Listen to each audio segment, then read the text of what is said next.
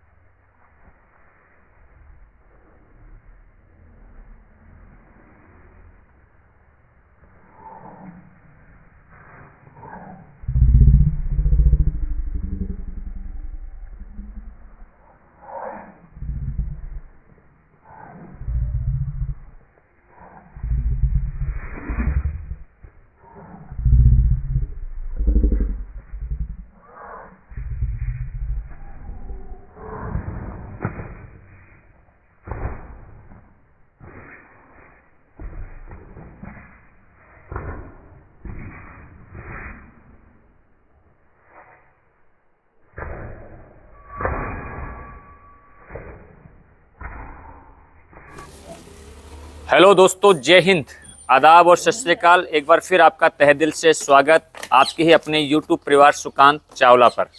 और दोस्तों, आज हूं मैं जयपुर क्षेत्र में। जयपुर क्षेत्र का ये चोमू बेल्ट के आसपास के ये गांव हैं और मेरे ही किसान दोस्तों के पास ये अनमोल पशुधन है। ऐसे पशु रतन जब किसान पालता है, मैं एक ब्रीडर बक के बारे में आज आपको जानकारी दूंगा। गुजरी ब्रीड का बहुत ही शानदार और यूनिक बच्चा। और ये देखिए, मैं दिखाना चाहूँगा इसको बारीकी से। इसकी एक एक चीज़ पे हम फोकस करेंगे दोस्तों कि एक ब्रीडर बक पे कितनी मेहनत की जाती है किसानों के द्वारा। एक अच्छा ब्रीडर जब तैयार किया जाता है तो उसको कितना सहजता से उसको संभाला जाता है, कितनी सहजता के साथ उसको रखा जाता है, कैसे उसको मस्ती के आनंद के साथ पाला जाता है। ऐसे ब्रीडर बच्चे तैयार नहीं होते दोस्तों, उसके लिए बहुत मेहनत करनी पड़ती है, बहुत प्यार देना पड़ता है उसको। तो उसी कड़ी में मैं हूँ आज मेरे किसान दोस्त के साथ। और खेती किसानी का वो काम करते हैं। खेती किसानी के काम के साथ साथ दोस्तों वो एक सरकारी जॉब में भी हैं, लेकिन पशु का शौक ऐसा है कि वो पुश्तैनी शौक जो विरासत है, विरासत को संभाले रखे हुए हैं। और ये बहुत अच्छी बात है कि हमारे दादा परदादा जो काम करते थे और आज की जो नई युवा पीढ़ी उस काम को संभालती है, तो कहीं ना कहीं ये लगता है कि हम पशुधन को बचा रहे हैं या उनको संभाल के रख रहे हैं। और नीरज जी, और इसकी क्या डिटेल बता पाएंगे आप? और सर, इसकी डिटेल ये है इसका जो पिछले जो ओनर के पास था, उनके पास जो इसका रिजल्ट आया है वो रिजल्ट काबिले तारीफ है। काबिले तारीफ, बिल्कुल सर। बात वो है रिजल्ट में सर कोई कमी नहीं है, बिल्कुल। सबसे पहले तो मैं खुद आपके चैनल के मार्फत से मोहन जी को खुद मैं तहे दिल से शुक्रिया अदा करना चाहता हूँ कि उन्होंने मेरी बात रखी और मेरे को शौक पूरा करने के लिए इस तरह का जानवर बच्चा दिया सर। तो मैं उनका भी हार्दिक आभार व्यक्त करता हूँ। मोहन जी से भी मिलेंगे हम। बिल्कुल सर। मोहन जी वो तो नहीं है सर जी? मोहन जी है सर, अपने दानपुरा के, जिनका शॉर्ट नेम उनको मुन्ना नाम से जाना जाता है। मुन्ना जी के नाम दानपुरा में है वो। और उनका मतलब कि होम ब्रीड है। इसकी माँ की जो है 40 इंच के आसपास हाइट है। और इसका जो फादर है 40 इंच की जी बिल्कुल सर, नो डाउट। और मक्खा चीनी कलर में इसकी माँ है। मक्खा चीनी कलर में इसकी माँ है। मक्खा चीनी कलर में इसकी माँ है। और इसका जो बाप है इसी कलर पे है। वो अपने चोमू में ही एक अपने गुजर बैठते हैं भाई, उनके पास है। तो सर ये मतलब कि पेडिग्री और इसकी जो प्रोजेनी है ना, वो देख के मैंने इसको विचार किया है। ये इसको खरीदा भी मैंने काफी अच्छी कीमत पे है, लेकिन इसी वजह से खरीदा है कि मुझे उससे कुछ जो इसके जो इनहेरिटेंस कीमत मायना नहीं रखती। मैं आपको एक बताता हूँ, कीमत मायना रखती नहीं है। मान लीजिए उस टाइम आपने 17 दिन के बच्चे के 17,000 रुपये लगाए, मोहन जी ने नहीं दिया। मोहन जी ने इसकी ब्रीडिंग ली, आपको दिया, आपका मान सम्मान किया। मोहन जी के हम तहे दिल से आभारी है। हम आपके साथ मोहन जी के भी आभारी हैं, क्योंकि देखिए मोहन जी ने अगर ये बच्चा आपको नहीं दिया होता नीरज जी, तो मुझे आज ये बकरा देखने को नहीं मिलता। बिल्कुल सर, राइट। मुझे मोहन जी के पास जाना पड़ता। अगर ये मोहन जी ने कभी इसको बॉम्बे पुणे भेज दिया होता तो फिर हमारे लिए बड़ी मुश्किल हो जाती है कि इस बकरे को वहां पर जाके शूट करना।